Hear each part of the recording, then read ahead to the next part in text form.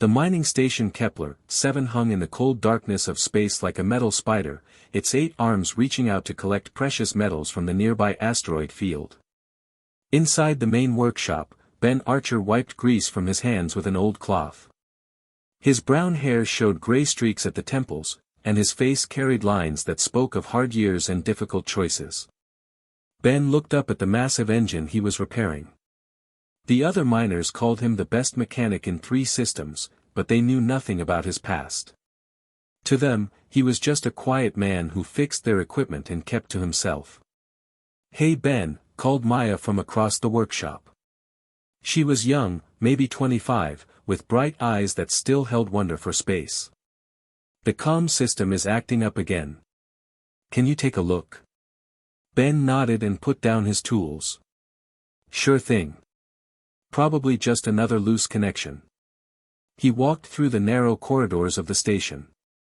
Kepler 7 housed about 200 miners, engineers, and support staff. It was not a glamorous life, but it was peaceful. Ben had grown to appreciate peace in ways most people never would. The communication center was small and cramped. Ben opened the main control panel and started checking the circuits. His experienced hands moved quickly, finding problems that would take others hours to discover. "There," he said, tightening a connection. "That should fix it." Maya smiled. "Thanks, Ben. I don't know what we'd do without you." Before Ben could respond, the station's alert system suddenly blared. Red lights flashed in the corridors, and the emergency speakers crackled to life. "All personnel to emergency stations," announced the voice of Commander Torres, the station's leader. "Unknown ships approaching. This is not a drill." Maya's face went pale. "Pirates," she whispered. Ben felt something cold settle in his stomach. He had seen those ships before, in another life. "No," he said quietly. "Something else." They ran to the main observation deck where other miners were gathering. Through the large windows, they could see space around the station. At first, everything looked normal. Then reality seemed to bend and twist as massive ships materialized out of nothing. The vessels were beautiful and terrible at the same time. Their hulls were smooth and curved, made from a silver metal that seemed to glow with its own light. Strange symbols covered their surfaces, marking them as ships of the Zephyrian Empire. "My God," whispered someone behind Ben. "Those are alien warships." Commander Torres stood at the center of the deck, trying to maintain order. "Everyone stay calm," he called out. "We're sending a standard greeting. Maybe they're just passing through." Ben knew better. Zephyrian warships did not appear unless something important was happening. He counted at least 12 vessels surrounding the station, including one that was much larger than the others. The royal flagship. His heart began to beat faster. After 5 years of hiding, after 5 years of trying to forget, they had found him. A new light appeared in the center of the observation deck. The air shimmered and sparked with energy. The miners backed away in fear as a figure began to take shape. Queen Kira materialized before them, as beautiful and dangerous as Ben remembered. She stood almost 7 feet tall, with pale blue skin that seemed to glow softly. Her silver hair flowed down her back like liquid metal, and her eyes were the color of starlight. She wore a simple white robe that somehow made her look even more powerful. The miners stared in shock. Some dropped to their knees, not knowing what else to do when faced with royalty from another world. Others simply stood frozen, unable to believe what they were seeing. But Queen Kira paid them no attention. Her silver eyes moved across the crowd until they found what they were looking for. When her gaze met Ben's, she smiled. "Hello, Ben Archer," she said in her musical voice. "It has been a long time." The miners turned to stare at Ben in amazement. Commander Torres stepped forward, confused and worried. "Your Majesty," Torres said, bowing awkwardly. "I'm Commander Torres, leader of this station. How can we help you?" Kira did not look away from Ben. "You cannot help me, Commander. But perhaps he can. Ben felt every eye in the room focusing on him. Maya grabbed his arm. Ben, what's going on? How does she know you? Before Ben could answer, memories flooded back. Memories he had tried so hard to forget. 5 years ago, Ben had been a different person. He had worn expensive suits instead of work clothes. He had lived in a luxury apartment on Earth instead of a tiny room on a mining station. He had been Benjamin Archer, senior diplomatic attaché to the Terran Council. The peace talks had been the most important event in human history. For the first time, an alien species had agreed to meet with humanity as equals. The Zephyrian Empire controlled dozens of star systems and possessed technology far beyond human understanding. If the talks succeeded, humanity would gain access to trade routes, technology, and protection. If they failed, war seemed inevitable. Ben had been part of the human delegation, working behind the scenes to make sure everything went smoothly. He had studied Zephyrian culture for months, learning their customs and language. When Queen Kira arrived on the neutral station where the talks were being held, Ben had been assigned as one of her personal liaisons. She had been impressive from the moment she stepped off her ship. While the human politicians argued about trade agreements and territorial boundaries, Kira spoke with wisdom that came from ruling an empire spanning light years. She was fair but firm, willing to compromise but never backing down from her principles. Ben had admired her strength and intelligence. More than that, he had begun to trust her. In quiet moments between formal sessions, they had talked about their different worlds and the challenges of leadership. Despite the vast differences between their species, Ben had found her to be honest and honorable. That was why the discovery had hit him so hard. It had been late at night, 3 days before the final agreement was to be signed. Ben was working late in his temporary office, reviewing the final documents, when he heard voices in the corridor outside. Something about the tone made him pause and listen carefully. "The device is ready," said a voice Ben recognized as belonging to Senator Walsh, one of the senior human negotiators. "The moment she signs the agreement, we activate it." "Are you sure it will work?" asked another voice. "If she survives, the Zephyrians will destroy us all." "It will work," Walsh replied coldly. "The weapon is designed specifically to target Zephyrian biology. She'll be dead before she knows what happened. Then we'll blame terrorists and use the confusion to seize control of their trade routes." Ben's blood turned to ice. They were planning to assassinate Queen Kira. Not only would this destroy any chance of peace, but it would start a war that humanity could never win. He had to make a choice. He could stay silent, keep his career and his comfortable life, and let an honorable ruler die for the greed of a few politicians. Or he could risk everything to save her. The choice had been easier than he expected. The next morning, instead of attending the private pre-signing briefing as planned, Ben had walked into the main conference room where both delegations were gathered. In front of cameras broadcasting to both civilizations, he had announced the assassination plot in detail. The room had erupted in chaos. Senator Walsh and his conspirators had tried to deny everything, but Ben had recorded their conversation. The evidence was clear and undeniable. Queen Kira had listened to the recording with no expression on her face. When it finished, she had stood and looked directly at Ben. "Why?" she had asked simply. "Why would you betray your own species for mine?" Ben had met her gaze steadily. "Because it was the right thing to do. Because you trusted us, and we were about to betray that trust. Because some things are more important than politics." The peace talks had continued, but Ben's part in them was over. He had been arrested by human security forces and charged with treason. His career was destroyed, his reputation ruined. When he was finally released, no one would hire him. The man who had saved the peace had become an outcast among his own people. That was when he had disappeared. He had changed his identity, bought passage to the Outer Rim, and found work as a mechanic. For 5 years, he had lived quietly, trying to forget the life he had given up. But Queen Kira had not forgotten. "Your Majesty," Ben said quietly, stepping forward from the crowd of miners. I didn't expect to see you again. She studied his face, noting the changes that 5 years of hard work had brought. You look different, Ben Archer. Older. But your eyes are the same. They still hold the same strength I remember. Commander Torres looked back and forth between them, clearly confused. Ben, what is she talking about? Who are you really? Before Ben could answer, Queen Kira spoke.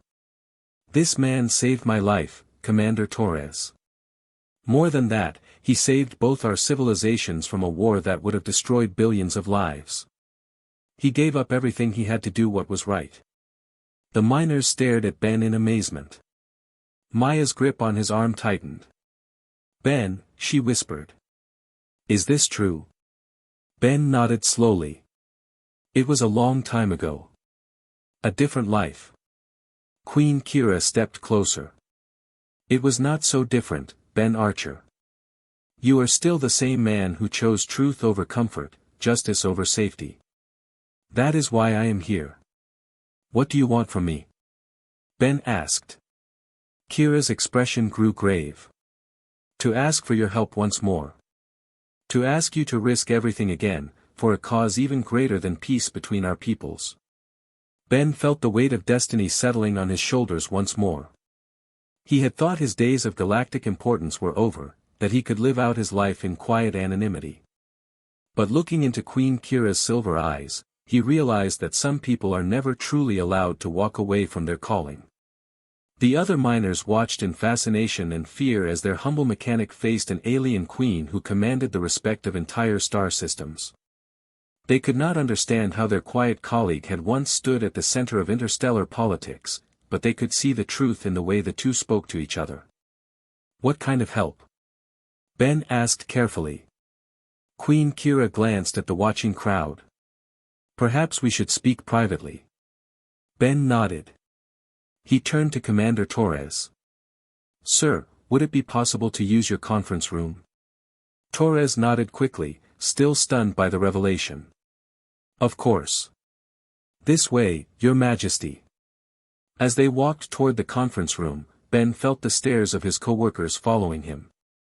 Maya caught up with him in the corridor. Ben, she said urgently. Whatever she wants, you don't have to say yes. You've given enough. Ben smiled sadly. Thank you, Maya. But I think I need to hear what she has to say. In the conference room, Queen Kira activated a device that would ensure their privacy. When the blue field surrounded them, she sat across from Ben at the small table. Tell me, Ben Archer, she said. Are you happy here? Ben considered the question. Happy enough. It's peaceful. Quiet. But not fulfilling. Ben looked down at his hands, still stained with grease and oil. I fix things that are broken. There's satisfaction in that. Indeed there is, Kira agreed. But there are larger things broken now. Things that need someone with your particular talents to fix them. My talents? Ben laughed bitterly. I'm a mechanic now, Your Majesty. Whatever diplomatic skills I had are 5 years out of date. Queen Kira leaned forward. Your greatest talent was never diplomacy, Ben Archer. It was seeing the truth when others could not. It was choosing to do what was right, even when it cost you everything. She activated a holographic display that showed a star map. Red marks indicated systems that had gone dark in recent months. A new threat has emerged, she said quietly. Something that makes our old conflicts seem like children's games. Something that threatens not just our civilizations, but all organic life in this galaxy. Ben studied the display, noting the pattern of the vanished systems. What happened to them? They were harvested, Kira said simply. Completely. Every planet stripped down to its core. Every living thing absorbed into a vast machine intelligence that grows stronger with each world it consumes. Ben felt a chill run down his spine. How long do we have? Perhaps a year before they reach the core systems. Perhaps less. Queen Kira met his eyes. "I have come to ask for your help one final time, Ben Archer. Will you risk everything once more?" Ben stared at the holographic display showing the dead star systems, each red mark representing billions of lives that had simply vanished. The pattern was methodical, efficient, and terrifying in its completeness. "Tell me about this enemy," Ben said quietly. Queen Kira touched a control, and the display zoomed in on one of the affected systems. "We call them the Void Collective. They are an ancient machine intelligence, older than either of our civilizations. For millions of years, they have slept in the deep void between galaxies. Something awakened them 6 months ago." The hologram showed a planet being slowly consumed by massive mechanical constructs. Dark metal structures spread across the surface like a virus, breaking down matter at the molecular level and feeding it into enormous processing stations. "They do not simply destroy," Kira continued. "They harvest everything. Organic matter, metals, energy, even the electromagnetic patterns that make up consciousness. They absorb it all and use it to grow stronger." Ben watched in horror as the planet in the display was reduced to a hollow shell, then finally broken apart completely. "How many worlds have they taken?" 47 systems confirmed lost. "Perhaps more that we simply have not discovered yet." Kira's voice carried a weight of grief that spoke of entire civilizations under her protection that had been erased. "We sent our greatest fleets against them. Advanced weapons that could shatter planets made no impression on their defenses. What makes them so difficult to fight?" Kira activated another display showing a space battle. Ben watched Zephyrian warships, their hulls gleaming with advanced armor and wielding energy weapons that could burn through asteroids, engaging strange dark vessels that seemed to shift and change even as he watched. "They adapt," Kira said simply. "Every weapon we use against them, every tactic we employ, they study and counter within hours. Our plasma cannons that worked in the first battle were useless by the second. Our stealth technology was detected before we could even approach by the third engagement." Ben studied the enemy ships more carefully. They had no consistent design, instead appearing to be collections of geometric shapes that moved and reconfigured themselves. "They learn from every encounter." "Exactly. And they learn faster than we can develop new strategies." Kira's silver eyes met his. "Traditional warfare is impossible against an enemy that becomes immune to your attacks the moment you use them." Ben leaned back in his chair, processing the implications.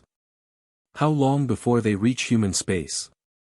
"They are moving toward the galactic core, consuming everything in their path. Based on their current trajectory, they will encounter the first human colonies in approximately 8 months. The weight of that statement settled on Ben's shoulders. Millions of human colonists who had no idea what was coming for them. Families, children, entire communities that would be absorbed into these machines without even understanding what was happening. "What do you want from me?" Ben asked, though part of him already knew the answer. "I want you to help us find a way to stop them," Kira said. "The Zephyrian High Command has exhausted every conventional option. Our greatest military minds have failed. I need someone who thinks differently, someone who can see solutions that others cannot." Ben shook his head. "Your Majesty, I'm flattered, but I'm not a military strategist. I was a diplomat, and now I'm a mechanic. I fix engines and communication systems. I don't fight wars." "You stopped a war," Kira reminded him. "You saw a conspiracy that others missed. You found a solution when everyone else saw only inevitable conflict. That was different. That was about people making bad choices. This is about fighting an enemy with technology far beyond anything we understand." Kira stood and walked to the conference room's small window, looking out at her fleet of warships. "Perhaps. But perhaps the solution lies not in better technology, but in better understanding of the enemy." Before Ben could respond, an alarm sounded throughout the mining station. Commander Torres's voice crackled over the intercom. "All personnel, we're receiving an emergency broadcast from the outer colonies. Please report to your stations immediately." Kira and Ben hurried back to the main observation deck where the miners had gathered around a large communication screen. The image was fuzzy and broken, but clearly showed a human settlement under attack. The colony was called New Hope, Ben remembered. It housed about 50,000 settlers on a world at the edge of human space. On the screen, he could see the settlement's dome structures and farming complexes, but something was wrong with the picture. Dark shapes moved across the landscape, and sections of the colony seemed to be disappearing. The voice of the colony's administrator came through clearly despite the static. "This is Administrator Chen on New Hope. We are under attack by unknown forces. Repeat, we are under attack. The enemy is using some kind of matter conversion technology. Entire buildings are being dissolved and absorbed. We have no effective weapons against them." Ben felt his blood turn cold as he realized what he was seeing. The dark shapes were void collective harvesters, breaking down the colony piece by piece. Even as he watched, one of the settlement's main habitat domes simply vanished, consumed by the advancing machines. "We're evacuating all civilians to the emergency shelters," Chen's voice continued, now strained with panic. "But the shelters are being consumed too. The things just eat right through the walls. If anyone receives this message, please send help. We have children here. We have families. Please, someone help us." The transmission cut to static, leaving the observation deck in stunned silence. Maya was crying quietly, and several other miners looked sick. They all understood what they had just witnessed. An entire human colony being consumed by machines from Nightmare. Ben turned to Queen Kira. "How long ago did this happen?" "The transmission was sent 4 hours ago," she said quietly. "By now, the colony is gone." The reality hit Ben like a physical blow. 50,000 people, including children, had been absorbed by the machines while he sat safely on his mining station. In 8 months, this scene would be repeated across dozens of human worlds unless something was done. "Show me everything you know about them," Ben said. For the next several hours, Kira shared all the intelligence the Zephyrian Empire had gathered about the Void Collective. Ben studied battle reports, analyzed tactical data, and examined recordings of encounters with the enemy. The more he learned, the more hopeless the situation appeared. The collective's ships were not built, they were grown. Each vessel was a living machine intelligence capable of independent thought and action. When they encountered new technology or tactics, they shared that information instantly with the entire network. A lesson learned by one ship was immediately known by all. Their weapons could tear through any known armor. Their defenses could adapt to any attack within minutes. They showed no interest in communication or negotiation. They simply consumed everything in their path and moved on to the next target. "Every military expert who has studied them reaches the same conclusion," Kira said as Ben reviewed the final reports. "They cannot be defeated through conventional warfare." Ben sat quietly for a long moment, thinking. Then something in one of the battle reports caught his attention. This engagement near Kepler station. The collective ship stopped attacking for almost an hour. Kira leaned over to look at the data he was indicating. "Yes. Our analysts believed they were analyzing new weapon signatures we had deployed.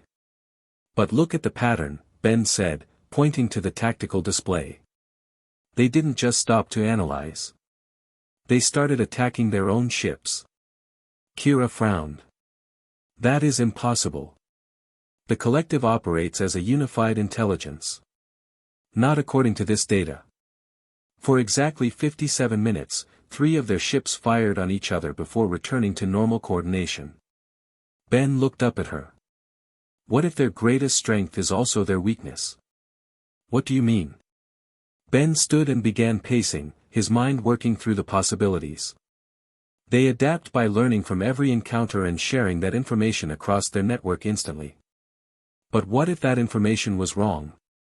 What if we could feed them false data that would corrupt their learning process?" Kira's eyes widened as she began to understand. "You want to deliberately misinform them. More than that. I want to give them information that will turn their own adaptive abilities against them. Ben pointed to the tactical display showing the brief period of friendly fire. This already happened by accident when they encountered contradictory data. If we could do it deliberately, on a larger scale, we might be able to create chaos in their network. How would we deliver such false information? They learn by observing our tactics in battle. Ben was quiet for a moment, then looked directly at Kira. By letting them capture someone who appears to have access to human military secrets. Kira stared at him. You cannot be serious. I'm completely serious. We set up a fake battle, let them capture me along with carefully prepared false intelligence about human capabilities and strategies. The information would be designed to create contradictions in their learning algorithms. Ben, they would interrogate you. Study you. If they discovered the deception, they would kill you. Maybe. But if it works, it could save billions of lives across dozens of star systems. Ben met her gaze steadily. You asked me to risk everything. This is what that looks like. Kira was silent for a long moment. Even if we could create convincing false intelligence, how would we ensure they actually capture you instead of simply destroying your ship? We make them want to capture me. We make it appear that I have information too valuable to lose. Ben began working through the details in his mind. We stage a battle where it looks like I'm carrying critical data about human defensive positions. They'll want to extract that information intact. And if they succeed in extracting the false information, then we also make sure I'm carrying a little surprise they won't detect until it's too late. Ben smiled grimly. I know some very talented people who owe me favors. People who can build things that even advanced alien technology might not recognize. Kira studied his face carefully. You are talking about a quantum virus. Something that could spread through their network and corrupt their shared intelligence. Exactly. Hidden in a format they would never suspect, delivered by someone they would never expect to be carrying it. The chances of success are minimal. The chances of survival are even lower. Ben thought of the transmission they had received from New Hope. He thought of the families and children who had died while he was safe on his mining station. He thought of the billions more who would die if nothing was done. Your Majesty, 5 years ago you asked me why I betrayed my own species to save you. I told you it was because some things are more important than politics. This is bigger than politics. This is about the survival of all organic life in our galaxy. Kira nodded slowly. You would truly do this? Sacrifice yourself for people you have never met, on worlds you have never seen? Wouldn't you? Ben asked simply. For the first time since she had arrived, Queen Kira smiled. Yes. I would. That is why I knew you were the right person to ask. She activated her communication device and began speaking in the musical language of her people. Ben could not understand the words, but he could hear the authority in her voice as she gave orders to her fleet. I am authorizing the construction of your quantum virus, she said after ending the transmission. Our best technicians will work with human experts to create something undetectable. But Ben, you must understand, once you are captured, we cannot rescue you. You will be completely on your own. Ben nodded. I understand. How long do we have to prepare? The collective is currently consuming the Rigel system. Based on their pattern, they will move toward the Centauri sector next. If we intercept them there, we can stage your capture in approximately 3 weeks. Then we'd better get started, Ben said. As they prepared to leave the conference room, Ben felt the familiar weight of destiny settling on his shoulders once again. He had thought he was done with making choices that affected the fate of civilizations. But some burdens, once accepted, could never truly be set aside. In 3 weeks, he would face an enemy beyond imagination, armed with nothing but false information and a hidden virus. The fate of every organic species in the galaxy would rest on his ability to convincingly lie to machines that could read the electromagnetic patterns of consciousness itself. But as he looked at Queen Kira's determined expression and thought of the dead colony on New Hope, Ben knew he would not turn away. Some risks were worth taking, no matter how impossible the odds seemed. 3 weeks later, Ben found himself aboard a small human cargo ship called the Meridian, flying straight toward the most dangerous enemy in the galaxy. The ship was old and slow, exactly the kind of vessel that would be carrying valuable intelligence between human colonies. At least, that was what the Void Collective was supposed to think. Ben sat in the pilot's chair, checking his instruments one final time. Hidden in his jacket was a data pad containing detailed information about human defensive positions, fleet movements, and strategic plans. Every piece of information was carefully crafted to be believable but wrong. The Zephyrian technicians had spent weeks creating fake tactical data that would corrupt the Collective's learning algorithms. More importantly, embedded in Ben's nervous system was something the machines would never expect. Dr. Sarah Kim, one of humanity's top quantum engineers, had developed a virus so small and sophisticated that it mimicked natural human brain activity. The Collective would scan Ben's mind for useful information, but they would never suspect that his thoughts themselves carried a weapon designed to destroy them. "Meridian, this is Admiral Ross aboard the Defiance," came a voice over the radio. "Are you certain about this plan? We can still call it off." Ben looked out his window at the human fleet hidden behind a nearby moon. 12 ships, including the massive battlecruiser Defiance, were waiting to stage the fake battle that would convince the Collective to capture him instead of destroying his ship outright. "I'm certain, Admiral," Ben replied. "Remember, you need to make it look like I'm carrying something too important to lose. Fire close enough to damage my engines, but don't actually hit the cargo bay." "Understood." "And Ben? Good luck." Ben switched off the radio and activated the ship's emergency beacon.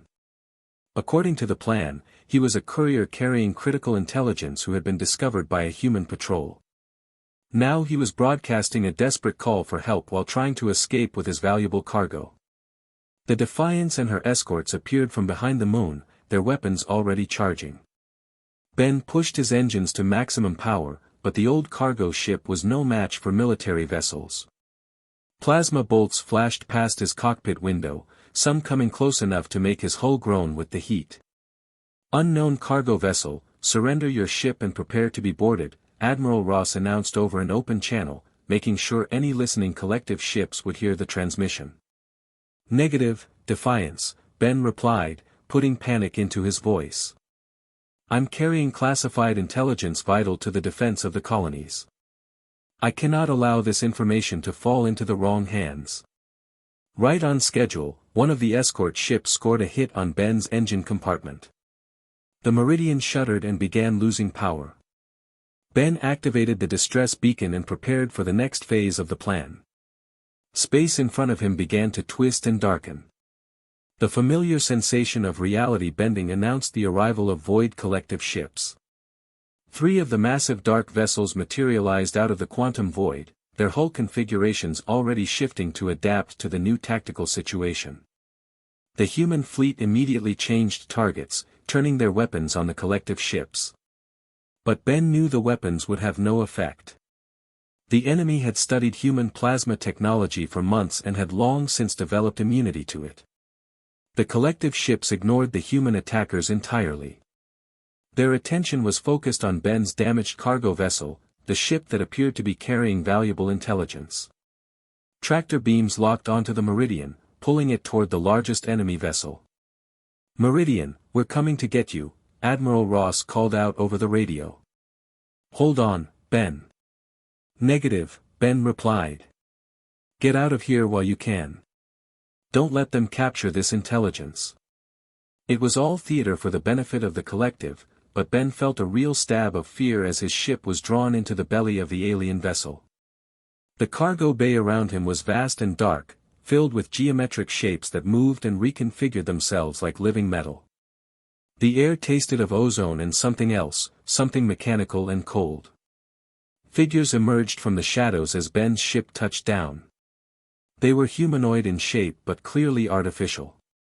Their bodies were made of the same dark metal as their ships, and their faces were smooth masks with glowing sensors where eyes should be. When they moved, Ben could hear the quiet whisper of perfectly calibrated machinery. Ben stayed in his pilot's seat as the beings approached his ship. When they began cutting through his hull with energy tools, he activated the ship's self-destruct sequence. Not to actually destroy the ship, but to erase the fake intelligence data before they could capture it. The artificial beings moved faster than human reflexes could follow. They tore through Ben's hull and reached him before he could complete the data deletion. Cold metal hands grabbed him and pulled him from his seat while others secured the data pad he was carrying. They said nothing as they dragged him through the corridors of their ship. Ben tried to memorize the layout, but the walls seemed to shift and change even as he watched. The collective ship was not built, it was grown, and it continued to evolve and adapt even now. The interrogation chamber was a sphere of dark metal with Ben suspended in the center by energy fields. Dozens of sensor arrays focused on him, scanning his body and brain with technologies he could not even comprehend.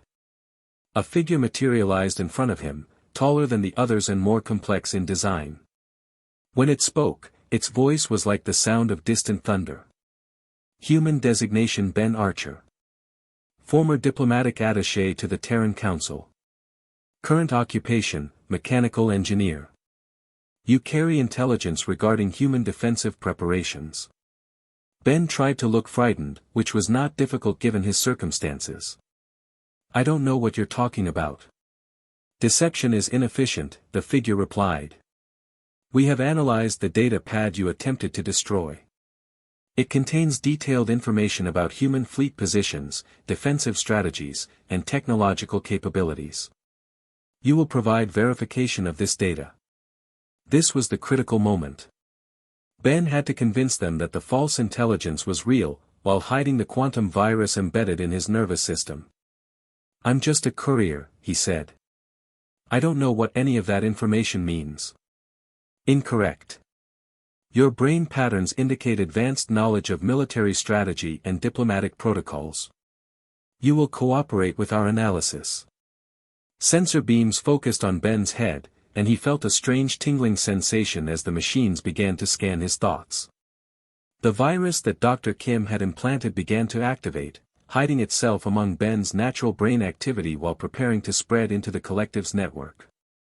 For hours, they questioned him about the fake intelligence data. Ben gave them partial truths mixed with lies, making them work for every piece of information. The harder they had to work to extract the data, the more believable it would seem. Human fleet strength is concentrated in the Sol system, Ben said, repeating one of the carefully crafted lies. Approximately 200 vessels, including 12 Dreadnought-class battleships. The machines recorded this information and shared it instantly across their network. Ben could almost feel the virus spreading with it, hidden in the quantum fluctuations that carried their communications. Human plasma weapons have been modified to penetrate collective defensive systems, Ben continued, giving them another false tactical report. New focusing crystals allow for variable frequency output that adapts to target characteristics. More false data spread through the network, each lie designed to create contradictions with information the collective had gathered from previous encounters. The virus was already beginning to work, creating small errors in their coordination algorithms. Human stealth technology utilizes quantum phase manipulation to achieve near-complete invisibility, Ben said, feeding them yet another carefully crafted deception. The interrogation continued for what felt like days. Ben lost track of time in the sphere chamber, suspended between sleep and consciousness as the machines probed his mind. But gradually, he began to notice changes in their behavior. The sensors that had been perfectly coordinated now moved with slight delays. The questions began to repeat, as if different parts of the collective were no longer sharing information properly. Most encouraging of all, Ben heard what sounded like argument coming from elsewhere on the ship, mechanical voices raised in disagreement. The virus was spreading faster than Dr. Kim had hoped. The false intelligence was creating cascading errors throughout the collective network, making them doubt their own accumulated knowledge. Inconsistencies detected in human tactical database, announced one of the interrogators. Previous combat analysis conflicts with current intelligence. Error correction protocols activated, replied another. Purging conflicting data. But the purge only made things worse. The virus had embedded itself so deeply in their learning algorithms that removing the false data also corrupted legitimate information. The collective was literally forgetting how to fight effectively. Ben felt the energy fields holding him beginning to flicker. Emergency alarms sounded throughout the ship as coordination between different systems began to break down. The careful unity that made the collective so dangerous was dissolving into chaos. Through the walls of his chamber, Ben could hear the sounds of battle. Human and Zephyrian ships were attacking while the collective fleet struggled to mount an organized defense. For the first time in months, the enemy was vulnerable. The interrogation chamber door burst open, and Queen Kira herself strode through, followed by a team of Zephyrian warriors. Her silver eyes found Ben immediately. "Are you injured?" she asked, using her energy weapon to shatter the fields holding him. "I'm fine," Ben said, though his legs nearly gave out when his feet touched the ground. "The virus worked better than we hoped. Their entire network is corrupting itself." Kira helped him to his feet. "We need to leave immediately. This ship is losing structural integrity." They ran through corridors that were now twisting and reshaping randomly as the ship's intelligence struggled with contradictory programming. Behind them, Ben could hear the sounds of the vessel literally tearing itself apart. Queen Kira's shuttle was waiting in the same bay where Ben had been captured. As they lifted off, Ben looked back to see the massive collective ship collapsing in on itself, its adaptive hull unable to decide what configuration it should maintain. "Look," Kira said, pointing to the tactical display. Across the battle zone, other collective ships were experiencing similar problems. Some were firing on each other, confused about which vessels were allies. Others had simply shut down, their intelligence cores overwhelmed by the cascade of errors spreading through the network. The human and Zephyrian fleets, working together for the first time in their history, pressed their advantage. Ships that had been invulnerable just hours before were now helpless, their adaptive defenses paralyzed by uncertainty. "The virus has spread to their entire local network," reported one of Kira's technicians. "Collective forces across 3 sectors are showing signs of coordination breakdown." Ben watched the battle unfold on the displays around him. The enemy that had seemed unstoppable was defeating itself, torn apart by the same adaptive intelligence that had made it so dangerous. Sometimes the greatest strength could indeed become the greatest weakness. "It's not over," Ben said quietly. "This is just their advance fleet. The main collective intelligence will adapt to counter the virus eventually." Queen Kira nodded. "But you have given us time. Time to prepare, time to unite our fleets, time to study their weaknesses. Because of your sacrifice, both our peoples now have a chance to survive." As their shuttle approached the human flagship, Ben felt a familiar weight lifting from his shoulders. For the second time in his life, he had risked everything for the greater good. For the second time, that risk had paid off. But more than that, he had proven something important about humanity. When faced with impossible odds, when confronted by an enemy beyond imagination, humans would still step forward. They would still choose to fight, no matter the personal cost. Admiral Ross was waiting for them in the shuttle bay of the Defiance. "Welcome back, Ben," he said with a smile. "I hear you just saved the galaxy." Ben shook his head. "We all did. Human and Zephyrian, working together. That's something the collective never counted on." Queen Kira placed a hand on his shoulder. "Once again, Ben Archer, you have shown that the greatest weapon against darkness is not technology or firepower. It is the willingness to stand up when others cannot." Looking around at the mixed crews of humans and Zephyrians working side by side, Ben realized that his greatest accomplishment was not destroying an enemy, but bringing allies together. In a galaxy full of wonders and terrors, the most powerful force was still the simple human choice to do what was right, no matter the cost. The war was not over, but for the first time in months, there was hope. And sometimes, hope was enough.